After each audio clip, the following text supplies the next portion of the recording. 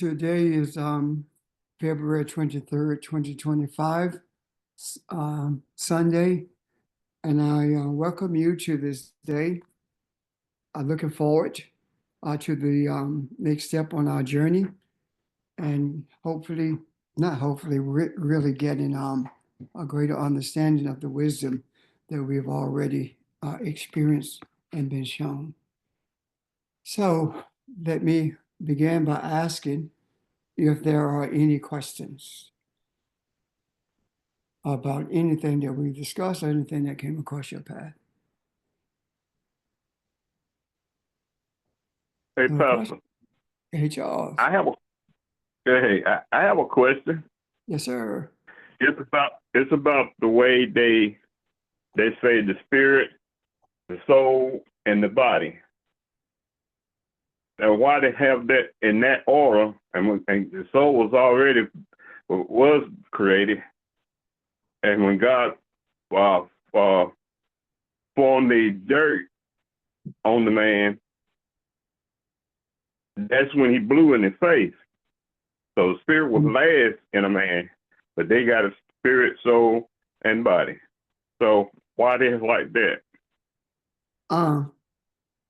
Actually, Charles, is Mikaba, is your body, is your life force, which is your spirit and your soul. You are a spirit and you have a soul. And the soul is actually the mind, the mind and the emotions of the spirit itself. The body, of course, is the vehicle that we travel in. And coming out of Kemet, it was body, life force, which is spirit, and then the soul. So why was it in that order? I don't know. Other than if we are looking at it from the earth towards our beginning, it would be the body, the spirit, and the soul. If we're looking at it from above, it would be the spirit, the soul, the spirit, and the body, because the mind of the spirit, the emotions, I'm sorry, of the spirit being the soul itself, or expressed through what we call the soul, then that would be the order of things. Does the order matter? Not really. The only thing that matters is knowing that they are present. As far as getting into the details of each one of those, that's not really necessary either. The greater thing that is, I do perceive as being very necessary, is understanding the function of each. There is no functionality that you can describe in who you are in terms of being spirit, because your spirit has no limitations. You have no limitations. The only limitations that we have are the limitations that we place on ourselves and the limitations that we are restricted to by virtue of living in a body. Does that make sense? Yes, that make a whole lot of sense. All right, thank you, sir. Any questions or comments about that?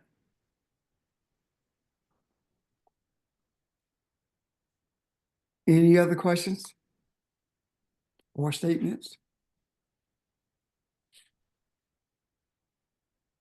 Okay. Yesterday, we spoke about libations and ancestry. And today, I wanted to see if you're clear with that, or if you have questions, or if you have questions that you don't know how to express. Are there questions or comments about it? Or maybe I should ask you, after having thought about it overnight, did any questions come to you, or do you understand it clearer than you did before we started yesterday? And that's open to anyone.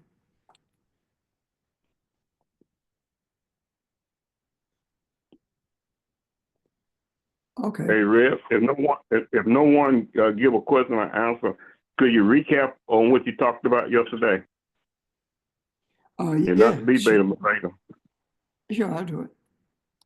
Yesterday, we talked about the necessity, the necessity of understanding libations and uh, um, ancestry. And in doing so, we made every effort to differentiate between libations and ancestry, ancestry guidance. Libations being the pouring out of alcohol beverage such as wine, vodka, gin, or pouring out water onto the ground or in the a pot where flowers are, or if those things are not available, pouring out with the same intent. And that intent is to solicit the presence of the ancestors in take and performing a task. And the examples that were used was the invitation for the ancestors to guide a marriage at a wedding, pouring out libations, asking the ancestors to be the guiding force in a marriage so that it could grow stronger and that the ones who are being married as well as the participants will recognize the um, what would be helpful in making sure that the union stayed together. Then we talked about the libations at a funeral, where you are actually um, releasing the essence of that person into the waiting arms of the ancestors. And that again is a task you're asking for assistance in. And when we look at ancestors and communion with our ancestors, we are talking about seeking guidance for them for everyday life and for the things in life that we have struggles with, or things in life that we really don't know how to handle, and getting that guidance, we have to recognize that the guidance does not come in a verbal way, but more so through an experience, or as we call it, something coming to us. Does that make sense, Charles? Yeah, it makes sense. Okay, I have another question about the ancestor. sure. Now, when a person's getting ready to um, cross over, do someone from the ancestor come and help him cross over, or they there waiting for him to release the body and be ready to take him across to the other side? Um, from my understanding, the ancestors are always there. And when you transition, um, you join them in the place where they are. And the place where they are is in the place where they originated. And that is in the upper world, in the midst of the spiritual essence that brought them into existence from the beginning. In other words, everyone is spirit, and you simply shed this body, and you no longer are in a physical body, and you are able to experience um, the things that have happened in the past, the present, as well as things that are to come, and what we call the future. So they are able to see everything because they live consistently in the now, where in this earth realm, we are bound by one thing called time. And we have to spend time to get to the next stage or the next place in our life or station in our lives where we experience different things. However, the ancestors are, are being our guide, can aid us in avoiding a lot of missteps and a lot of pain. So, does that help, Charles? Yes, it helps some. Thank you. Any other questions about it? Since it helps some. Hey, good morning, everyone. Reb, I'm somewhat in contrast of you. However, I do agree with what you're saying as it relates to the ancestors. Um, I do see where they have a great deal of influence, and how my ancestors communicate to me is in a way that I only understand. They're not going to communicate to me like they communicate to you, nor will my ancestors communicate to you like they communicate to me.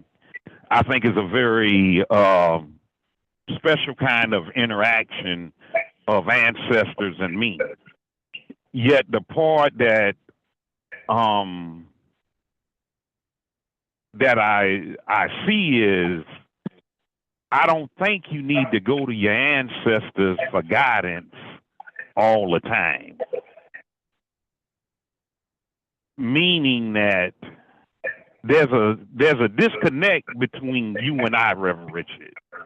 Meaning the disconnect is you and I didn't share a struggle. Struggle meaning civil disobedience. That kind of struggle. The hardest decision I got to make when I wake up is which fragrance am I going to wear this morning? CK1 Doji Cabana. That's not a struggle.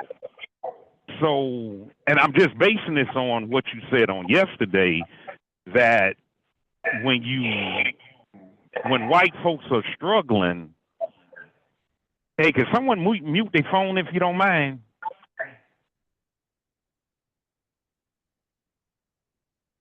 Well, nonetheless, though, Reverend Richard, and to the group, I just don't feel that you have to go to your ancestors all the time. George. Will everyone make sure your phones are muted? Go ahead, George. I believe you rely on your elders. And from my era of 53 or maybe 54, there's a disconnect between you and I. I didn't share your struggle. Go ahead, my bad, Rev. What? That does not mean there's a disconnect. That means that the fluidity of our presence is what is the reason you don't. What we did in those days actually flowed into where we are now. And I did not have the struggles of my grandparents or my parents, but the struggle that I did have was so that you would not have to struggle as we did. And when I say struggle, I'm not talking about struggling because of poverty. I'm talking about the battle for equality, the battle to maintain our sense of humanity, the battle to rediscover who we are, so that to become more aware of who we are, so that things would be easier for the coming generation. However, I think one of the largest mistakes we made is that we got caught up in the monopoly game, the monopoly game of life, and doing too much and giving too much to our children without helping them to see who they really are. And as a result of that, they became more attached to things than we were. And now we're beginning to see the results of that. And some of the results of that is in that group called Blacks for Trump. In that group who believes that the the American dream, or whatever that is, included them. That the quote unquote forefathers um, included them. That is not true. It irks me to hear black folk talk about the forefathers. Our forefathers did not intend this or did not intend that, when their forefathers only intended for you to be enslaved. So it's not so much of a disconnect as it is a flow into a different era. Does that make sense? Oh, well, Reb, I'll take back the word disconnect, and that was probably a poor word. Yet I will say I don't share the experience that your era had in what was given to me. Um, I'm just saying I rely heavily on my elders. If something jumps off out here, we look to your generation fix it for us instead of my era, who's the vibrant one. We got youth on our side, we got enthusiasm on our side. Instead of us looking for your wisdom, your era of wisdom, settle down, George, we're going to get this accomplished. We just automatically give it to you all. You all fix it. You've done this battle before.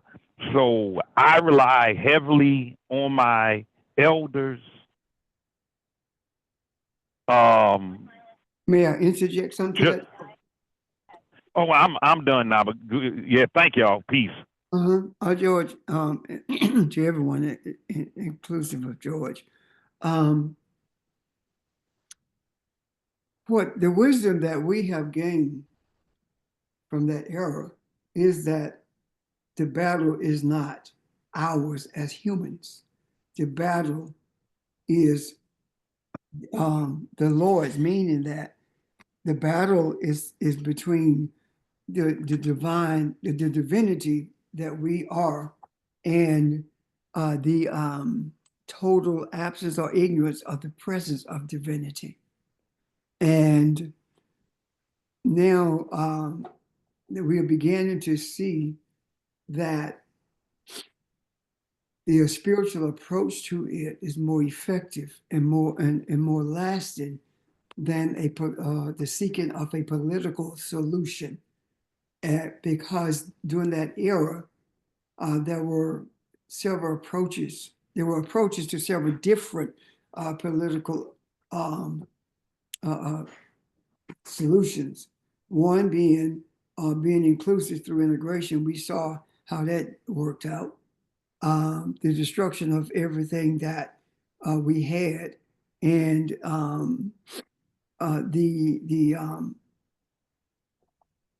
the refusal to look at us as humans, as it always has been in this country. The other one was a plebiscite. Another one was a plebiscite, and that was approaching the UN so that we could have a tract of land um, set aside for us to live in our own nation.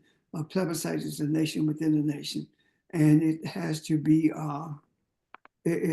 approved by the UN in order for it to have international protection from the country that you live in. Another approach that we had tried it before, and that was purposefully living separately because we were not wanted in those communities. So what did we do? We started building communities on our own. And when our communities began to flourish, what happened?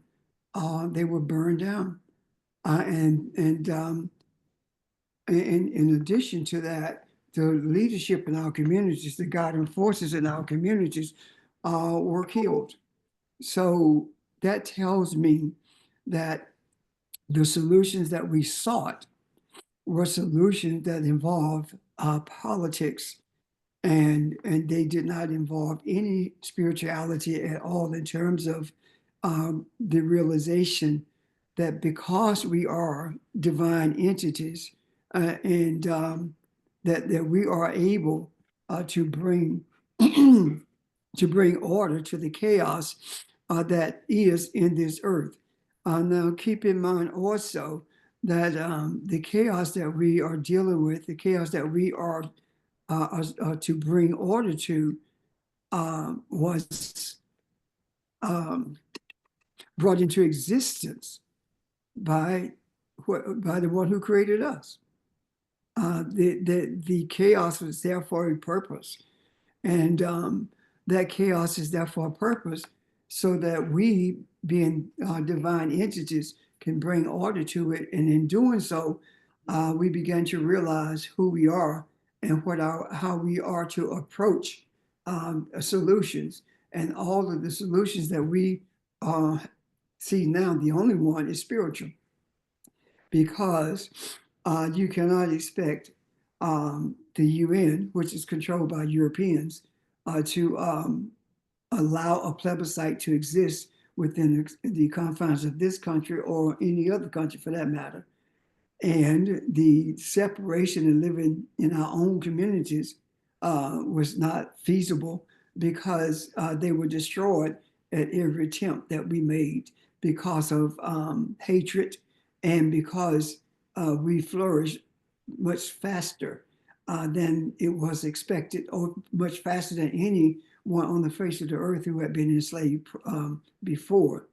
And the political solutions through marching, etc., were not going to happen, because the very people who were the enforcers of racism are the ones who we were going to asking for relief.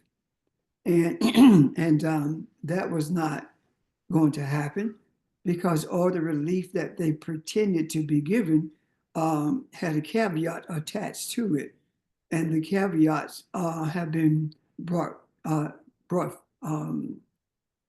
brought forth during the last what 10 years maybe. More people are beginning to see more clearly what those caveats are, and those caveats are the suppress the allowing the voter registration law to sunset, meaning to come to an end. It had to be reapproved.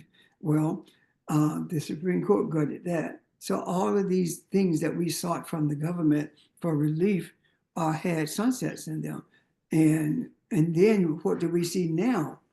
We see an effort to say that the 14th Amendment does not exist, or it should not exist.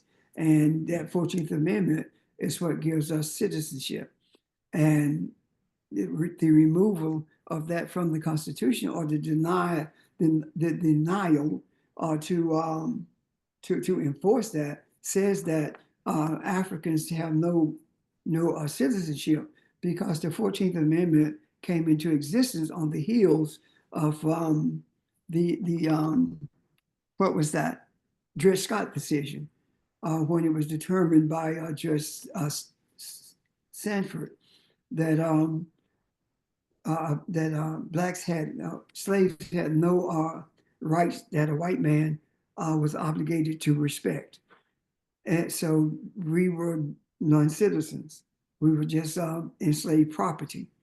So those things are the reasons that we could not look to the government for redress. And keep in mind, it wasn't that long ago, because what was the young lady? She integrated to schools. Was it Florida? Not Florida. I'm sorry. It was either Texas or Louisiana. She's 71 years old now. So when you start thinking about back in the day and making it feel like not you, George, but any of us, and make it feel like it's been a long time ago, it has not been. It has not been. If she was 10 when she integrated the schools in whatever states it was, and she's 71 now, that's only been 61 years ago. So when we look at it from that perspective, we begin to see that the only redress that we truly have is ourselves. And the Creator has shown us that we are in the right space with that, because this is the first time in my life that I can ever remember that things that are being done by the presidency and by Congress are not being challenged by us as a people. So what am I saying to you? Because we have come to an understanding that is ancestral guidance that has brought us to this point, and that we are the divinity that's in the earth. Since we have embraced that, recognized it for what it is, we're beginning to see that the shoe is on the other foot, meaning that the white people in this country are suffering the things that we have been suffering all the time. They're having the experiences that we've always had, and that is last hired, first fired, that kind of thing. And with that, we are seeing that that groups of white people in this country, the privileged of this country, are now gathering in the streets seeking redress from the government because they are losing their jobs, because they are losing something, because they are experiencing the same energy that was directed toward us from the time that we entered this country, were brought into this country, because we certainly didn't come on our own, was brought into this country from that time to the present. I hope that helps in our understanding where we are and the reason we are where we are. Any questions or comments about that?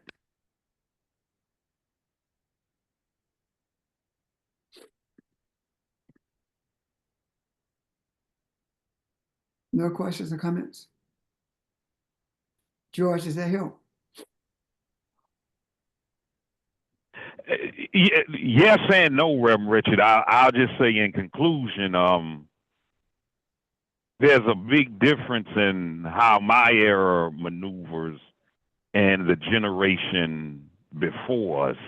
And I'm somewhat afraid that when your era, that era, falls off, we will probably be easy prey. Just some of the things I hear, Reverend Richard, when it's time to go out here and bang out for humanity. I got a government job. I ain't gonna lose that. To some of my friends black males who voted for Trump, hey man, if this work out for me, this was a good decision. What you mean if it just work out for you? You know, so there's a big line of demarcation between us. And I'm just afraid that when your era falls off or that era falls off, we may be easy prey. That's all I had to say, but that's just my opinion. George, Yeah, I'm here. Every generation thought that. There's no such thing as being easy prey. We do what we do so that it doesn't happen to anyone, inclusive of the white people who voted for Trump. Black people have always voted. There've always been black folk who voted against their interests. There were black folk for Nixon. James Brown embraced Nixon. He paid the price, but he did it. So this is nothing new in terms of what's happening. The thing that's new is our approach to what's happening. That's where the change comes. And if I believe for a moment that our spiritual approach to this was not going to bring peace, was not going to bring order, then I wouldn't waste my time. I would not be doing this at all. I wouldn't waste your time. If I did not believe that what we are engaged in is for the benefit of all of humanity, and it's not a generational thing at all.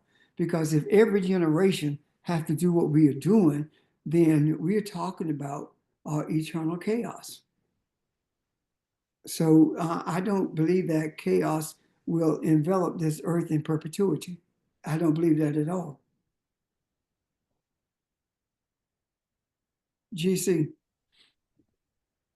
Yeah, good morning, everyone. I appreciate, the conversation And what I wanted to respond to George Watson and to everyone, I think that there's a spiritual disconnect that we're looking at in terms of how do we see the importance of not just communing with our elders, but more importantly, looking at the importance of our ancestors. And I think that there's an intergenerational spiritual disconnect that I believe we're trying to um, grasp and understand to bring about the change in reference to how we see things from a spirit perspective and from a soul. I think Charles mentioned it at the beginning, in terms of there is a difference between the two. And I feel that what's missing is the elders, when I say the grandparents or those who are in a position to pass on the wisdom that's being shared, at this present time. So I'm grateful to be able to appreciate our elders.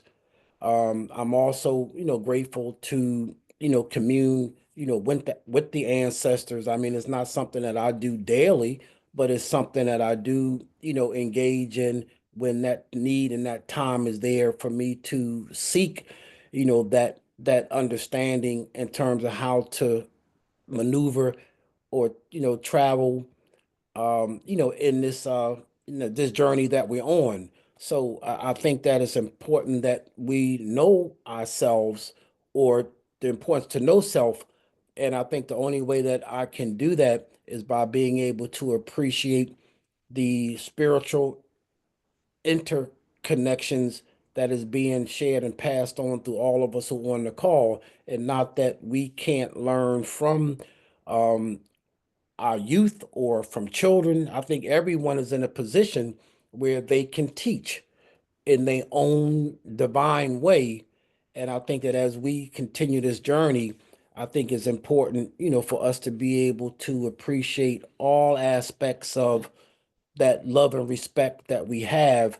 But I see the elders having its purpose and role. I see the ancestors having its purpose and role. And I want to believe that the reason why we're on the call is to have a better understanding of how we can reconnect and unite in what we're doing. So, again, as I say, my purpose for being on the call is to come to that understanding of knowing myself. And I think that it comes from our origin, it comes from our beginnings. And hopefully we can see that we all can make a difference by being open to the energy that's flowing, that's bringing harmony and balance and loving kindness. I just wanted to share those thoughts. I'm done. Thank you.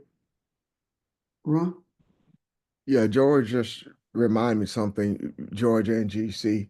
Uh, I remember when I was a kid and we get together over my grandmother's house probably just about every weekend and be a big gathering because she had 14 kids, right? So you look at all the grandkids, but there were people that would come all from all over the place. And I remember uh the men gathering under a tree or some of the women gathering in the kitchen and you hear them whispering and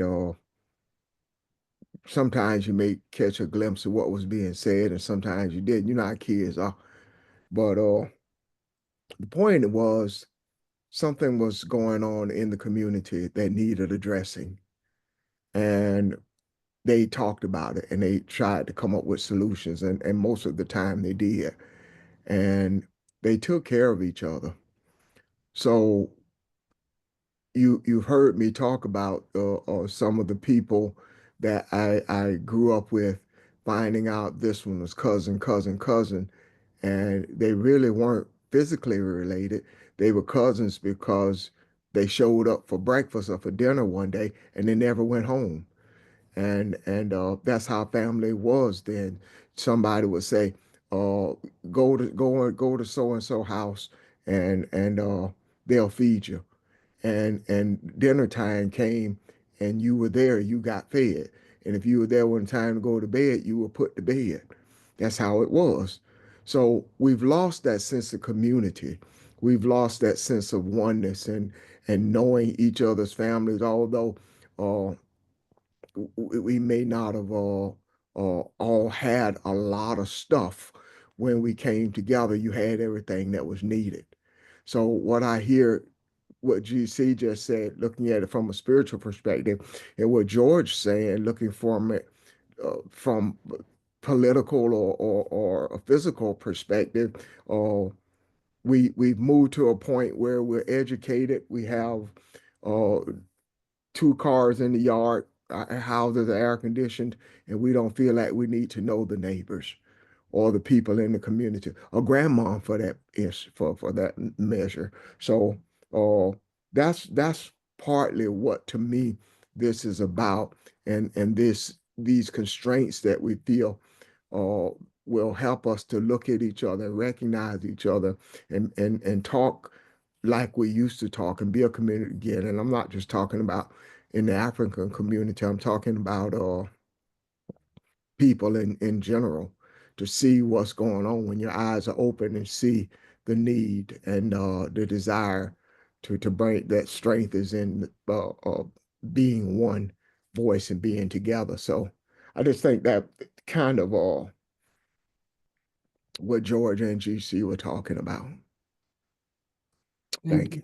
Thank you. Anyone else? Yeah, hello everyone. This is Sheldon. So all that is said to George Watson, I don't think there's actually a disconnect. Two things. When Ron just now was talking about the people in his past when he was younger, Ron was more so alluding to their heart, in terms of their heart for community, themselves, and one another. In terms of us talking about ancestors and elders, like GC said, we're talking about it from a spiritual standpoint. So we're not talking about going to our ancestors or elders in 1845, 1920, 1936, and saying, hey, talking to that particular person and saying, what should I do? How should you guide me? When Pastor Richard talked about the ancestors, libations, etc., he's talking about a human being that is our ancestor. Well, excuse me, someone who was once at some point a human being, had experience, is now on the other side, and speaking from experience and having a totally different view and understanding, just as you will, someday as well. But we're not talking about getting political guidance from how it was done during the civil rights movement in terms of implementing that. It's more so spiritual, like I said, and coming from an understanding of being on the other side, having reflected on one's entire life, what went wrong, where things were missed, and things like that. But it's not just some short-term political, it is a game. I don't think we necessarily participate in the game, but just some political gaming. Okay, how do we maneuver in this Western type of thought that's not even natural to us? I'm finished. Thank you, Sheldon. Anyone want to comment and respond to anything that was said by all of those who have spoken?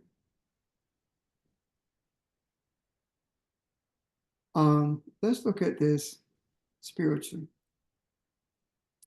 What we are actually talking about when we're talking about guidance from the ancestors, when we're talking about participation through libation, when we're talking about how things were during the past, whether it was my generation before me, or whatever generation it is. What we are actually talking about is one thing, and that's power. And what we have been experiencing in terms of power has been religious power or spiritual power. That's what we've been talking about.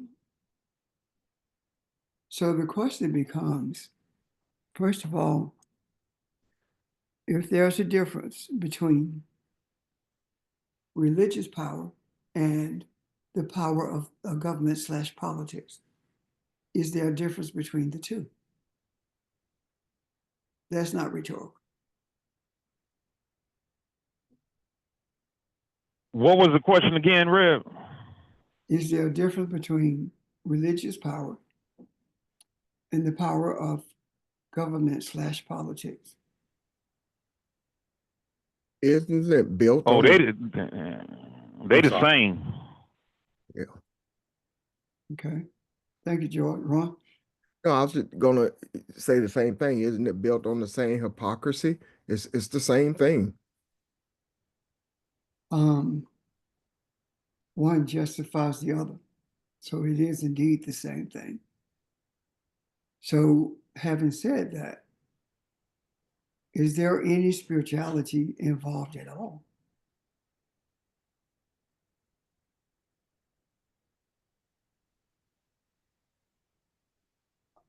That's not rhetorical either. Not There, really.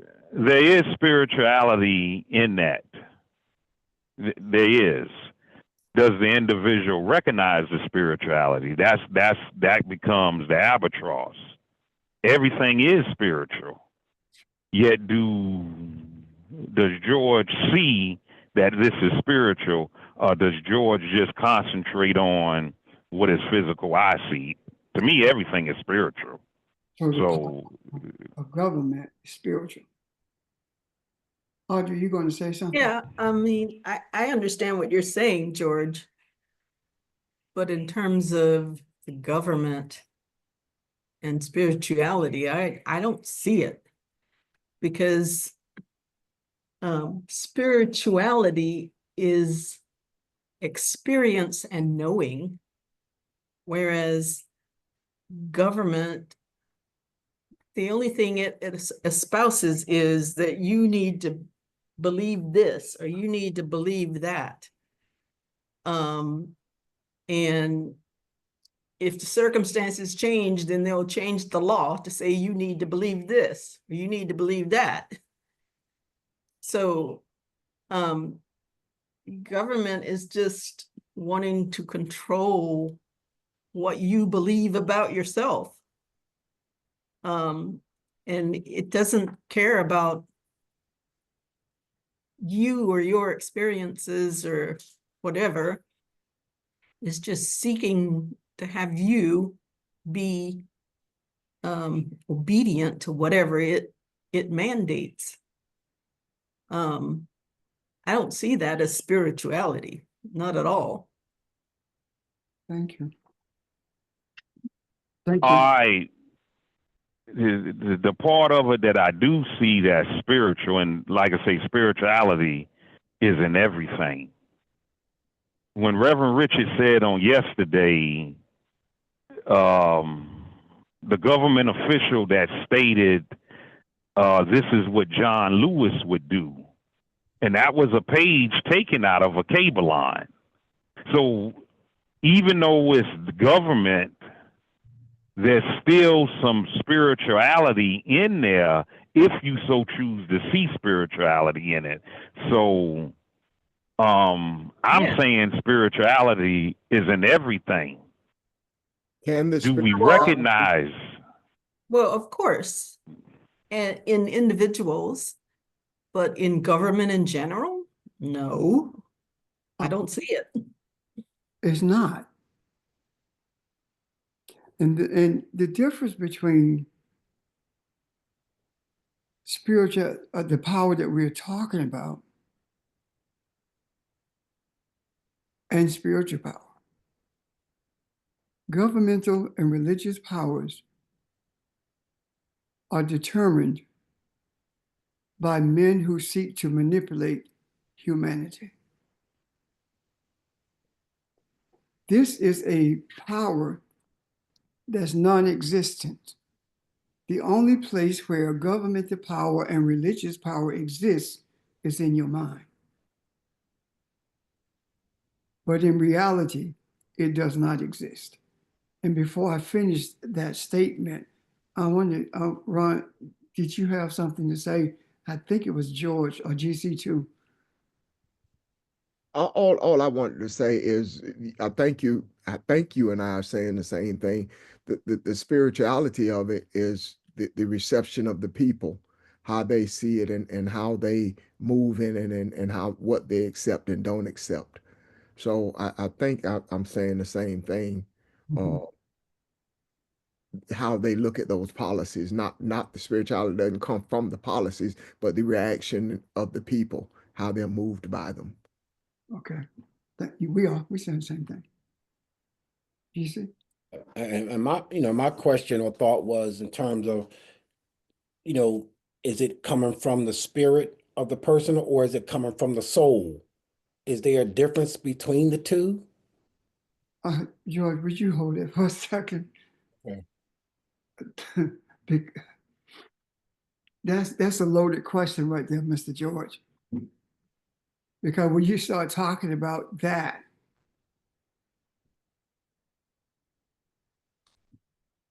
there is no recognition of soul or spirit if you are being guided by, or if you are the controller of political or religious power. There's no soul involved in that. You see where I'm coming from? Absolutely. And that could be actually extended to well, from that you can extrapolate a lot of things. Let me put it that way. I do not believe that there was an existence of a soul or acceptance or existence in the mindset of the European of a soul or of the spirituality. There is no way that you could truly embrace the reality of a soul and do what they did. There's no way that you can embrace the reality of a soul and do what is being done now. And this is being done without empathy, have no care for how people feel, what kind of burden they have to endure. This has nothing to do with a soul or spirituality. The European mindset is devoid of any semblance of a soul or mindset.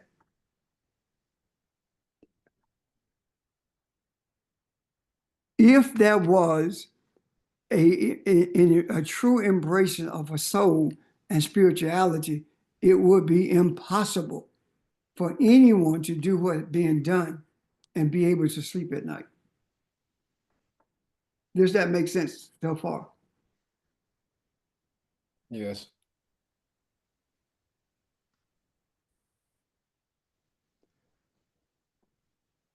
The power of government and religion has nothing to do with God. It has nothing to do with the one who was never created. That power is in the minds of the people. People believe that those people are powerful, and that's where they derive their power. And what they're beginning to see now in these town halls is that they are the real power, meaning the people are. White people have never seen themselves as being power. They didn't have to, because all the privileges were handed to them by those who they said were in power. And that is the reason you will hear Africans saying, that's white folk business. That ain't nothing we can do about that. It's because the ones with the guns and the ones who make up the laws, as Audrey said, change them when it's convenient. Because right now, there have been so many laws that have been bridged by Donald Trump until you can't even count them. Elon Musk breaks the law every day that he's in any position doing anything in government, and no one is holding him accountable. So the law only applies to Black folks. The law only applies to people who look like us. If any one of us were engaged in that we would have been in jail or dead the first day. So this is not about power, divine power at all. This is about manipulated power, and religion gives religion justifies this by using scriptures that they don't understand, by using scriptures that they have manipulated, by using scriptures that's convenient to them. You're being told that the homosexual should be stoned, should be treated as a non-human, but the scripture doesn't say that. So the scriptures say whatever white folk wanted to say at the time they want to say it. Spiritual power is totally different. The words in the Bible, the words in the scriptures are spiritual. But however, they are not being translated or understood as being spiritual. The spirituality has no governmental interest at all in terms of the government that we deal with. Spirituality has no interest in religion at all because it's so manipulative and because it is used to justify anything that white people want to do or that those with a European mindset chooses to do. So the question I want to raise now before I get into it, what is spiritual power? And what's the difference between it and religious power? Anyone? Or is there a difference? This is Barbara. Can I share just a little short story before we get into that? Mhm.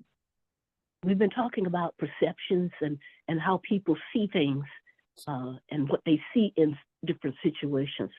So this little short story kind of spoke to me as I was listening. There was an indigenous chief who had 4 sons, and someone may have heard this before. He wanted his sons to learn not to judge things too quickly. So he sent them each on a quest, and they were to go look at a pear tree that was a great distance away. First son went in winter, second in spring, third in summer, and the youngest son went in the fall. And when they had all gone and come back, he called them together and asked them to describe what they'd seen. First son said that the tree was ugly, bent, and twisted. Second son, no, it was covered with green buds and full of promise. Third son disagreed. He said it was laden with blossoms, smelled so sweet, looked so beautiful. It was the most graceful thing that he'd ever seen. The last son disagreed with all of them, and he said it was ripe and drooping with fruit, full of life and fulfillment. So then the man explained to his sons that they were all right because they had each seen only one season in the tree's life. He told them that you can't judge a tree or a person by only one season, and that the essence of who they are, pleasure, the joy, the love that come from life, can only be measured at the end when all the seasons, are up. You've gone through all the seasons. So if you give up when it's winter, you'll miss the promise of spring. You'll miss the beauty of summer. You'll miss the fulfillment of your harvest time. So the moral is, don't let the pain of one season destroy the joy of all the rest. Don't judge life by one difficult season. Persevere through the difficult patches, and better times are sure to come sometime. So the issue is, that's why there is a group of people like us. We don't see things through the one season. We have to step back and see the macro and understand the spiritual aspect, that this is only one season in time, and it's for a purpose. It's to push us. It's to push people. It's to generate something in people, to push them toward an understanding of who they are. And it's to push us toward an understanding of the aspects that we provide in terms of covering people who can only see one season. And so that's the lesson that spoke to me. Don't judge things by one particular thing. We have to see the whole picture. so that we can keep people focused by saying, okay, this is just for a time. This is just for a time. Thank you. Ashe.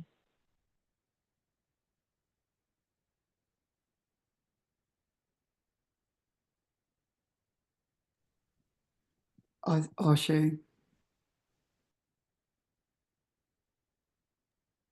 Ashe. That's exactly where we are. Yeah. Because if we were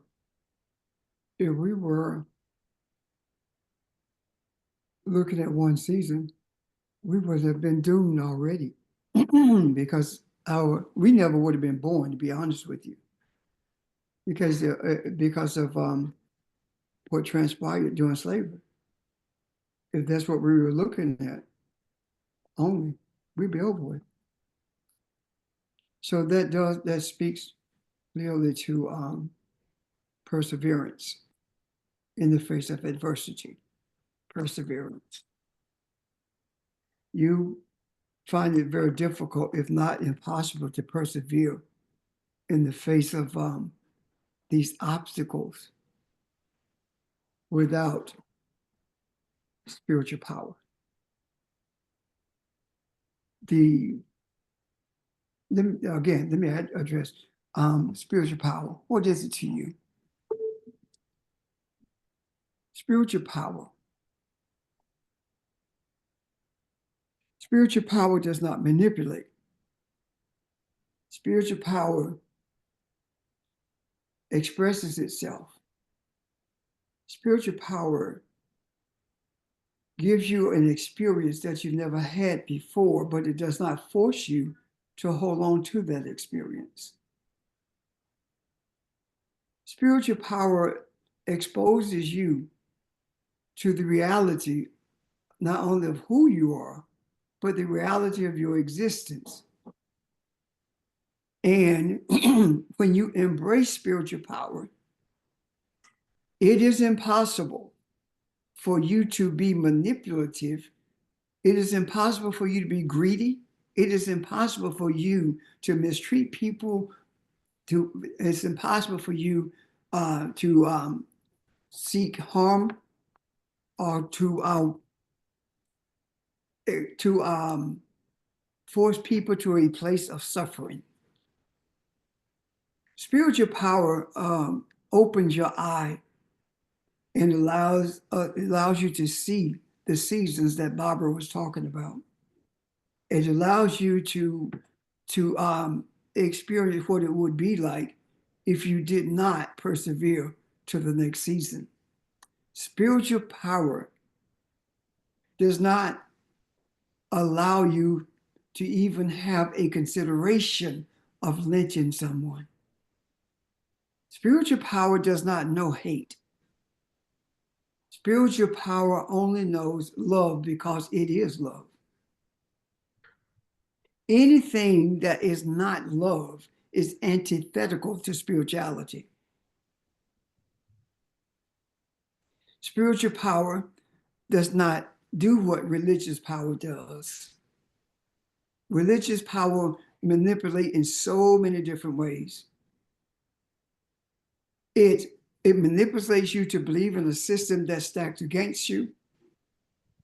It manipulates you into giving everything that you have and receiving nothing. It manipulates you into being someone that is foreign to you. You make all these efforts to be something else, and you're not comfortable with it. And that discomfort is seen in our foreparents who would say things like, I don't know what kind of Jesus they believe in. I don't know what God they believe in because my God wouldn't do that. That kind of thing. What is that saying? There's discomfort with you saying that that God will take care of you, and at the same time you killing me. That doesn't make sense, and that's exactly what they were saying.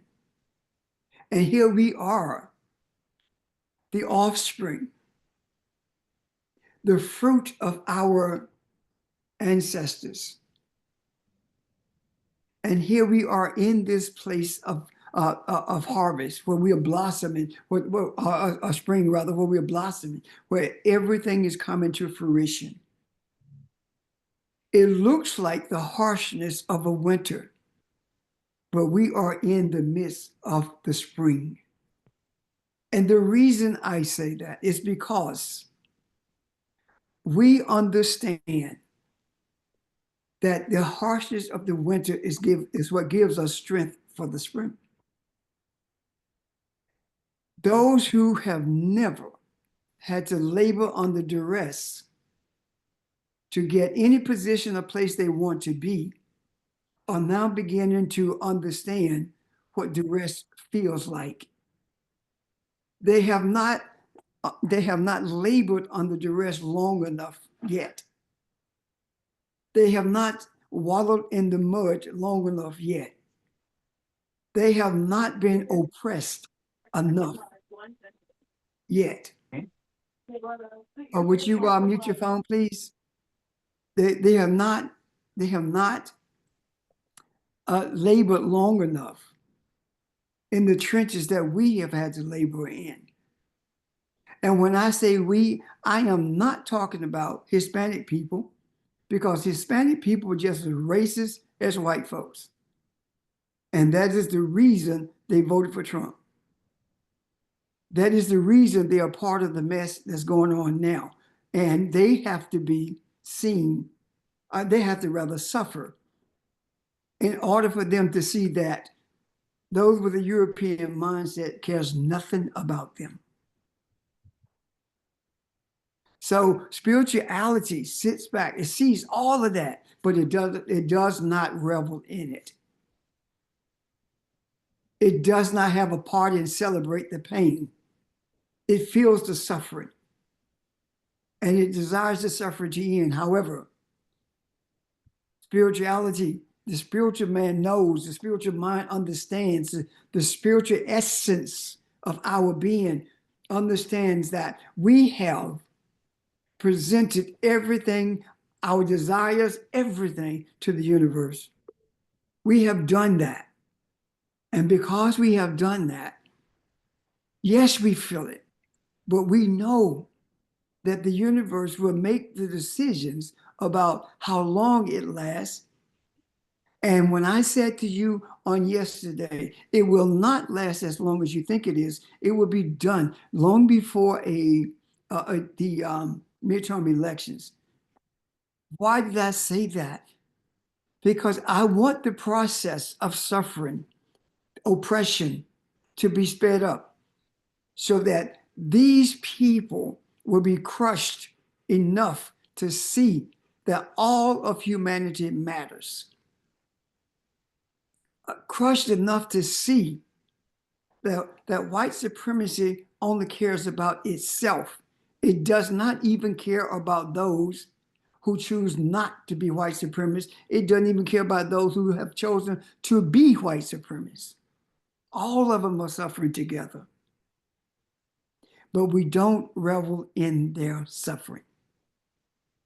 When you revel in someone else's suffering, you are seeking to suffer yourself. You bring it to you. So I am saying to you that religion is about suffering. Governmental power is about suffering. Spirituality is about living. And just like there is labor before the birth of a baby, there is laboring now that's taking place before the birth of a nation. And going through this labor process, we're being soothed by our spiritual ancestors because of our feelings for those who suffer. Our ancestors are saying, not yet. Our ancestors are saying, I understand the pain that you have, that you're experiencing because of what you see happening before your eyes. I understand that. And I'm saying to you, you're not alone yet. it is not time for the birth of the nation. It has to reach a point of maturity so that when it is birthed, it will not die as it is being born. And it will not grow up to be infected with the same diseases that affected the minds of those who developed this colony called America. Not only must this happen in America, it must happen throughout Europe. And it will happen in different ways. We may not understand it all, but we will experience it all. And if you be true to yourself, even though we are experiencing the suffering of others, even though we know that everything that's being perpetrated is aimed at us, we are the center of the bullseye that is aimed at us, is to bring us discomfort, yet we stand. I know you feel this, but yet we are not out there in the streets. Why? We've been in the streets and we know it doesn't work. It's time for them to get in the streets so that the foundation of this suffering can be uprooted and replaced. I heard a European man say, if we had elected Kamala Harris, it wouldn't be like this.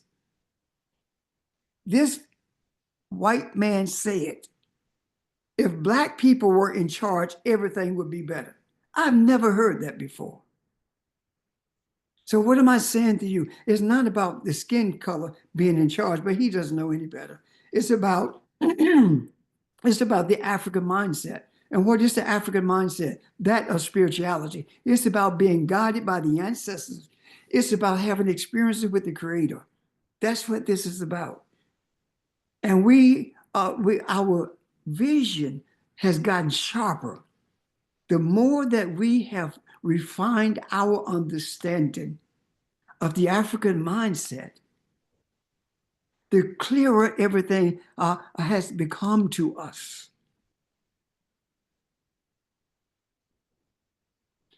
Right now, yes, we are feeling it. We have empathy. Yet at the same time, it's not pushing us to do anything at this moment other than be the strength for those who are being manipulated.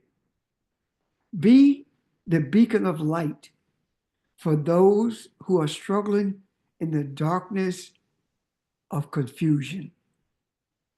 Be the image that they can emulate, not in terms of physicality, but the image, the spiritual image of what is necessary for oppression to be removed from the midst of humanity.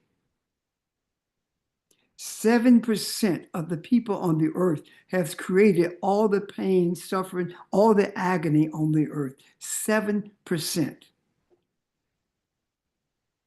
And I know you say that there are others who are not Europeans or of European descent. They are mimicking Europeans. The reason China is an oligarchy is because they are mimicking Europeans. The upheaval starts here in what has been believed to be a household of faith when it's a household of lies. And it's been shaken at its very roots.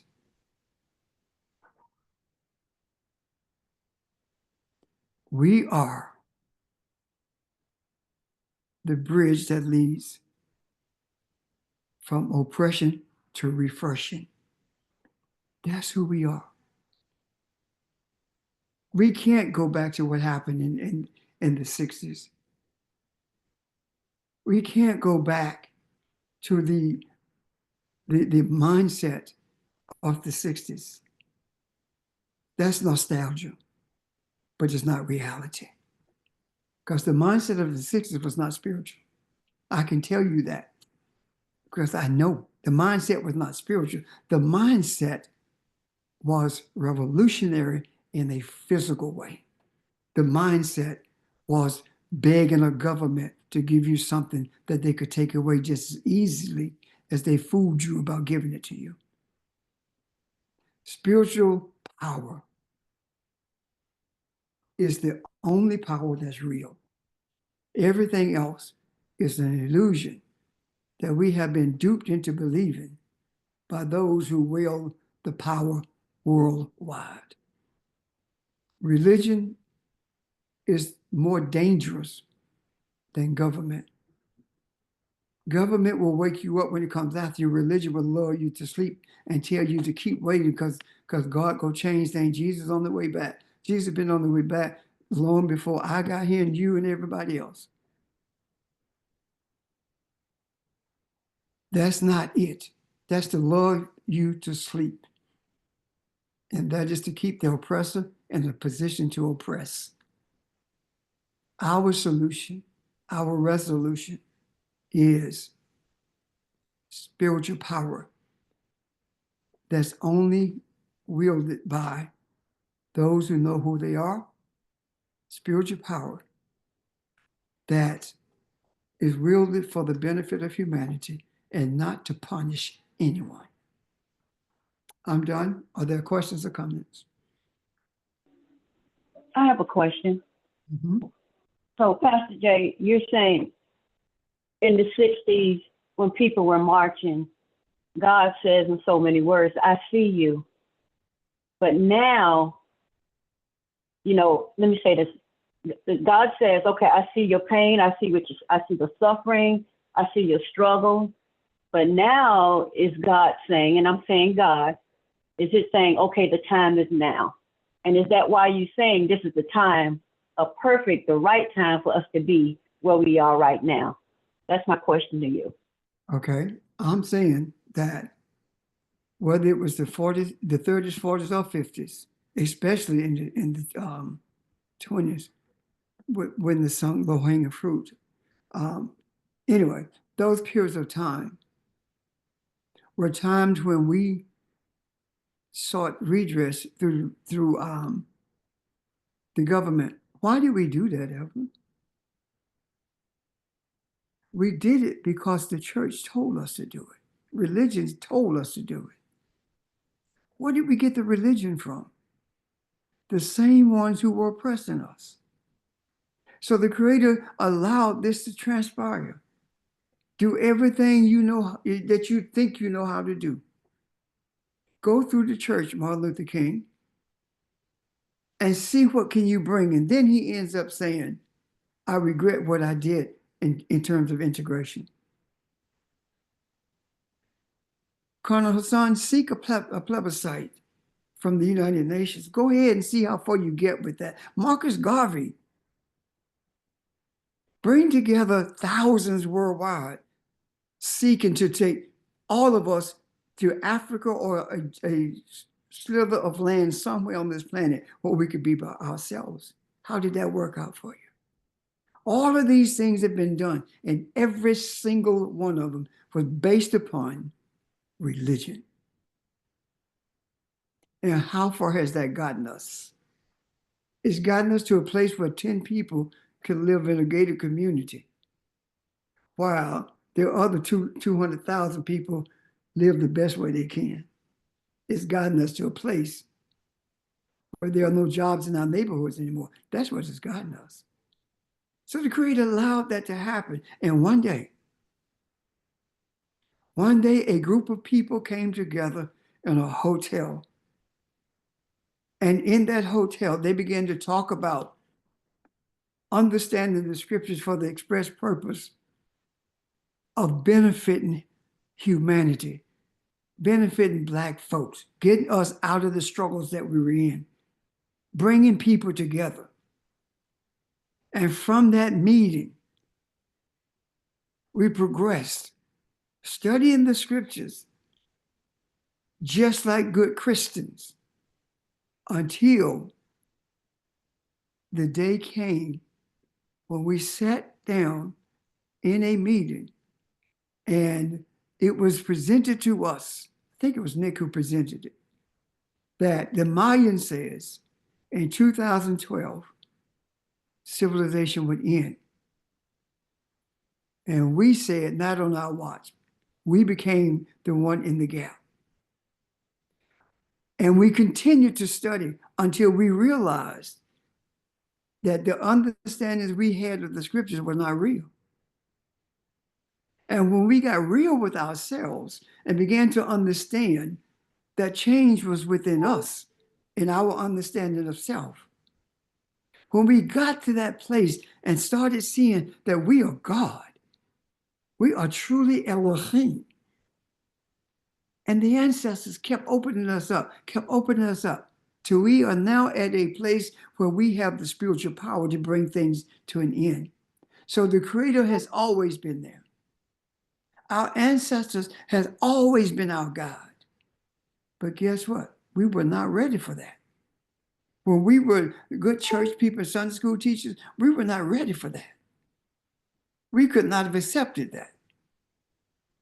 But now we can. So, Evelyn, I say to you, the Creator has always been there. But the Creator allowed us to travel the footsteps that we were reared in, the footsteps that were laid before us by religion. We had to see that it doesn't work before we could see what does work. So all of the things that have been done in the past will not be revisited at all. So you say, why is it that white people are in the streets now as we were then? When they are in the streets, you don't see policemen lying in the streets. You don't see policemen with in riot gear when they are out there in the streets. You see a group of privileged people losing their privilege and are upset about it. And we are on the sidelines, giving them the strength and the impetus to continue to do it so that a nation can be birthed as a result of it. And I know that's a long response to your question, Evelyn, but that's the best I can do, because I do believe that background is important if you're going to respond to what is happening now. Does that help you, Evelyn? Pastor, I don't think, and maybe you could have, I don't think you could have said it any better. And I appreciate the answer, and I walked right through what you just said. I was walking right through that with you, and I'm quite sure the rest of us was as well. So thank you. Thank you. Any questions or comments about what Evelyn raised, or anything else for that matter?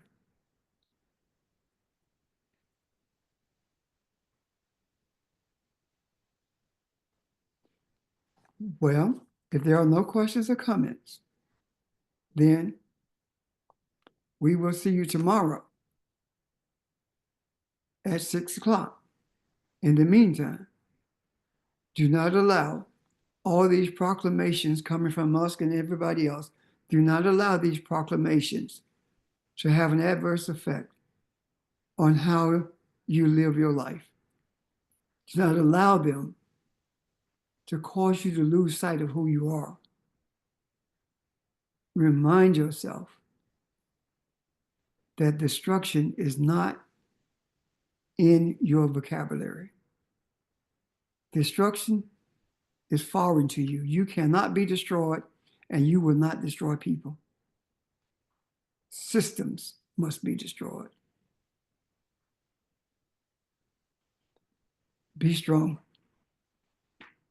and listen to the ancestors, even though you can't hear them. When you speak, you will feel what they're saying to you without having to say it verbally. Have a great day. Love you guys.